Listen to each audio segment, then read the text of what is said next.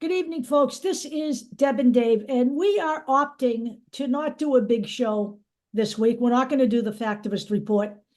Instead, we're going to be releasing a bunch of smaller videos over the course of the week. We will return to the big show next Sunday. But tonight, we wanted to spend some time talking to you about what we are and who we are and who we are not. So let me just say this. At one time, we were actually believers in being on the streets. And not just so long ago. We had people out there when they were first talking about the Supreme Court looking at Roe. We had people out there at the State House in Boston protesting. But you know what?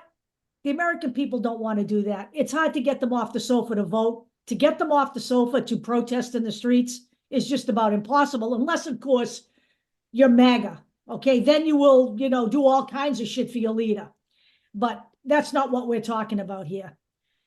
We were also at one point duped by conspiracy theorists, and we are no longer there. So those two things combined, the lack of people showing up, I went all the way to Washington for a women's march that had 1,000 people at it. Okay. Sorry, but that's a long drive for 1,000 people. All right. Those things in combination led us to become the Factivist Project, because decisions can't be made in a vacuum and information is power. And there's so much bad information out there, we felt compelled to do something about it. So our goal here is simple. We need to change the Americans' attitudes towards voting. Voting is the power. The only thing that politicians fear is you at the voting booth, okay? And we're not just talking about small numbers anymore. We can't sit out elections anymore. The fact is that if you voted 55% and you're a Democrat and that's all that shows up, the Republicans have just as good a shot as you at winning. If you voted 60%, the Democrats can win in a landslide. If you voted 70%, you can take the Republicans out of business. And this particular Republican Party has no business surviving, okay? It has got to go. So my goal, Dave's goal, is to bury the GOP in November. I make no bones about that. I don't want any survivors in Congress. Realistically speaking, it's going to take more than one cycle.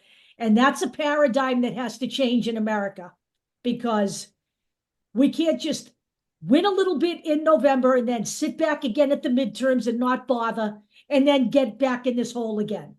And by the way, by saying no survivors in Congress, we mean vote them out. I don't want to hear I don't want to hear a sound bite, Deb Della Piana, blah blah blah, whatever. Stop. Here's who we are in a nutshell. For all of those who are going to start seeing our advertisements for candidates, here is who we are and here is what our policy is.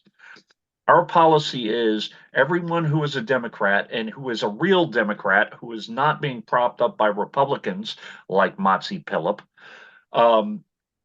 we are going to endorse them to run, and we will support everyone, including anybody who's in a primary. We will get their name out, and whoever wins that primary, we're going to push for them to win in their election. I don't care if it's dog catcher. It could be school board, it could be state assembly, it could be judgeships, Supreme Court, elected Supreme Court, U.S. House, U.S. Senate, governors, the president, obviously, everybody. And by the So way, when people see this, that's what we're doing. And it's by Deb, the way, me, and a couple other people. letters, writing postcards and letters, it doesn't just have to be in your state. My state, we really don't need that. We're pretty much Democrats in Massachusetts, but I did postcards in support of Hassan in New Hampshire. I did postcards for people in Arizona. You know what? We need to pull out all the stops here. All right. One other thing. If you we have been recently discovered by right-wing trolls. If you are going to come on to TikTok or go on to our videos on YouTube or post on any of our social media sites and try to lead us into a discussion with MAGA, we're not discussing anymore. There's nothing to discuss with. There is no position that's tenable that offers Donald Trump and the GOP as a solution to our problems. You will be blocked and removed. I have no time for you anymore. We've tried this. It doesn't work. We're done. Okay? We know where we're going from here. And we have no patience with MAGA at all. We're not going to indulge. And by the way, we are information aggregators. We are not quote unquote influencers. We give you the information. What you do with that information is up to you. We don't care about hits. We don't care about algorithms. We don't care about what the hot topic is. We don't care. As a matter of fact, I look for stuff that's obscure so people know about it. Okay. We don't care about Jeffrey Epstein. Jeffrey Epstein is dead. All right. If there's information that comes out, let the DOJ or whoever's going to investigate it. Period. One of the things is the people who fell for Jeffrey Epstein, they were looking for notoriety. We're not looking for notoriety. We don't want to date anyone on social media. We don't want to buy your products, including crypto, which, by the way, someone who I was trying to get on the show, all they wanted to do was sell me crypto. No, by the way, I have a bunch of stuff, information for you on crypto and the pig butchering concept, which is fatten up a mark and drain all his money. All right. We're not playing around. We got 3 more minutes. We're not playing around. All right. So you want to play with us? We're not playing. And any candidate who asks, who are you? This is who we are. I'm going to pin this and let these people know this is who we are. Right. We are blue waivers. We are blue tsunami people. Right. And, okay. We don't want your money. We don't want, we don't care about any of that. We're not monetized anywhere, by the way. We're not. We're just trying to make people aware of who is running in their district under the Democratic Party, who are real candidates. We also vet these guys and make sure that they're not interlopers like a Cornel West. Right.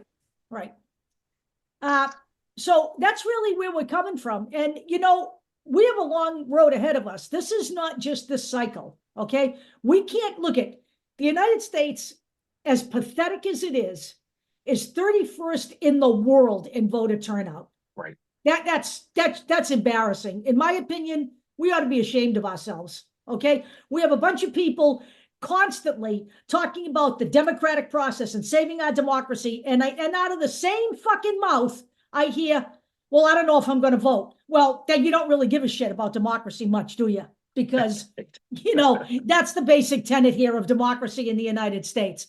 So I don't want to hear any complaints about democracy if you're actually not going to take part in the democratic process, which, by the way, a lot of other countries don't have that right, just so you understand that. We had 1 minute? Yep.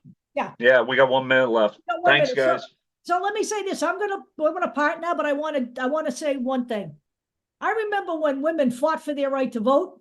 I saw films of it. My mother remembered it. My mother talked to me about it when I was young. I remember when Black people didn't have the right to vote. And I remember that people did actually die registering people to vote down south. Okay? Vote. It is your power. And it is the only way out of this fascist mess. We'll talk to you later.